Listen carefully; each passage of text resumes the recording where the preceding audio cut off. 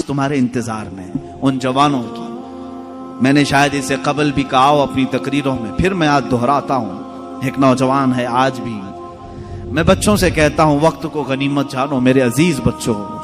जो अल्लाह ने तुम्हें माँ बाप की दौलत से नवाजा है, ये दोबारा नहीं मिलते। एक बार इनका जनाजा निकल जाता है तो दुनिया में अंधेरा छा जाता है। फिर दोबारा बाप की जैसी कोई छत भी नहीं मिलती और माँ के जैसा कोई साया भी नहीं मिलता।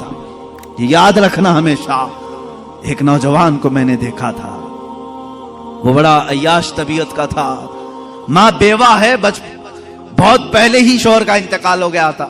बच्चा सिर्फ 4 साल का था या छोटा सा था। जब से वो घरों के काम कर करके अपने बच्चे को पालती थी। जवान हुआ तो औबाशों की सोहबत में लग गया, बदमाशों की सोहबत में आ गया।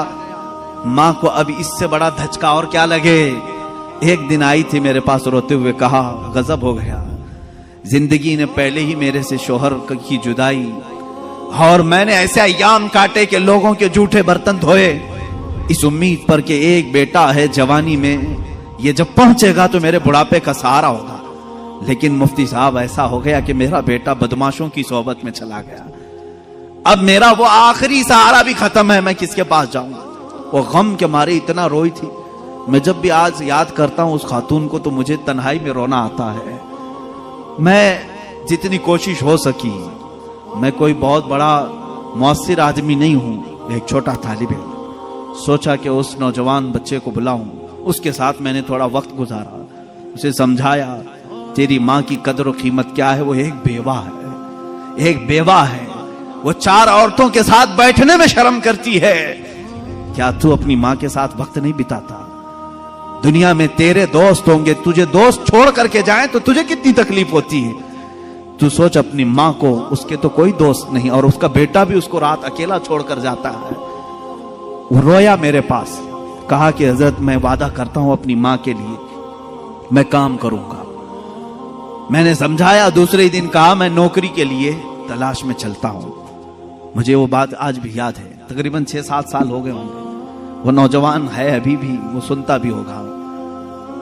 उसने कहा अम्मा से मैं कहता हूं मैं नौकरी करता हूं। माँ उस दिन बड़ी खुश हुई, कहा हजरत आपने मेरे बच्चे को सीधे रास्ते पर लाने में बड़ी मेरी मदद की है। बस जिंदगी की एक ही ख्वाहिश रह गई है कि मैं अपने बेटे की कमाई खा लूं। मेरा बेटा कमा करके लाया हो, मैं वो खा लूं। जिंदगी पर लोगों के जूठे बर्तन धो धो करके बच्चे को पाला है, एक बार मेरा बेटा खिलाए मुझे। वो इस आस में रही। वो बेंगलुरु या कहीं किसी इलाके में नौकरी पर गया, महीना गुजरा था, तनख्वाह आई उसकी। उसने कहा तनख्वाह संभाल कर, पहली तनख्वाह मैं अपनी माँ को लेके जाता हूं। वो पूरा अपनी तनख्वाह, अपनी सैलरी लेकर के गांव पहुंचा था। उसे पता ही नहीं था उसके घर के पास भीड़ जमा हुई थी। जब उसने देखा तो लोगों ने कहा कि तेरी माँ का रात में इंतकाल हो चुका। उसने वो पैसों का लिफाफा अपनी माँ के कदमों में रखा। आज तक जब कभी वो मिलता है तो फूट कर रोता है, कहता है मेरी माँ इसी आस में दुनिया से चली गई कि बेटे की एक कमाई खा लूं। लेकिन मुझसे ज्यादा बदनसीब कौन है इस दुनिया में, जो माँ के कमाए हुए जूठे बर्तन को धोए हुए कमाई तो खा लिया, अपने हाथों का एक लुकमा में अपनी बेवा माँ को खिला नहीं सका। ऐ नौजवानों, क्या इसी का नाम जिंदगी है? क्या इसी का नाम ईमान है? तुम्हारे अखलाक तो वो होने चाहिए कि तुम बाहर जाओ तो तुम्हारे माँ बाप तुम्हारे अखलाक पर फख्र करें। तुम्हारी एक एक कमाई के लिए वो आज भी इंतजार में है। एक बात याद रखना, माँ बाप लालची नहीं है तुम्हारे, लेकिन सिर्फ उनकी ख्वाहिश ये होती है कि बेटा अपने पैरों पर खड़ा हो जाए। जब मुर्गी अपने चूजों को खुद खाते हुए देखती है तो खुश हो जाती है। पहले चोंच से दाने तोड़ तोड़ के खिलाती रहती है, लेकिन जब बच्चे खाने के लायक हो जाते हैं तो खुश होती है। क्या तुम्हारे माँ बाप को इतनी भी खुशी नहीं देना चाहते हो? आज इतना भी उन्हें सुकून नहीं देना चाहते?